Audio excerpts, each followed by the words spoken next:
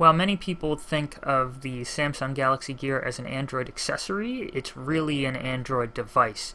It runs Android 4.2.2, it has an 800 MHz processor, and half a gig of RAM. If you go over to the settings and scroll all the way down and click on Gear Info, you'll see a button that says USB Debug. And this will let you hook it up to a computer with USB and push normal Android apps over to it. Once you push a second home screen over, you'll see the Android home screen picker pop up. I've got Nova Launcher running here. It works just like it does on a phone. You can swipe left and right and check out the app drawer and push over whatever apps you want and launch them. Widgets don't work, it just completely crashes. And for some reason, you can't have a wallpaper. The biggest problem with the Gear is that it doesn't have internet access on its own. It normally talks to your phone, and your phone talks to the internet, but on its own the Gear can't do anything online, so this kind of limits how much fun we can have. Here's Dolphin Browser, which will turn on, but with no internet all you're going to get are error pages. With no internet there's not too much you can do, but you can sideload MP3s and blast music out of the crappy little speaker in the watch clasp. This is Apollo from CyanogenMod.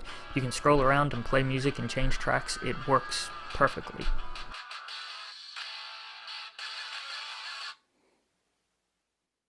This next one is completely insane. We're going to play Candy Crush on a 1.6 inch screen. It will actually turn on and run, and it works really well. It's just slow when it first loads up. It's an 800 MHz processor, and it's a tiny little watch, so what do you want?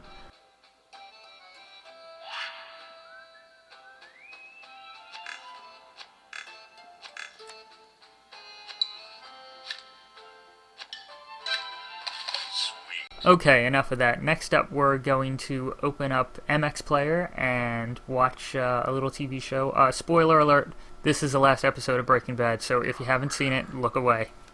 And you're talking about your stock prices without a worry in the world.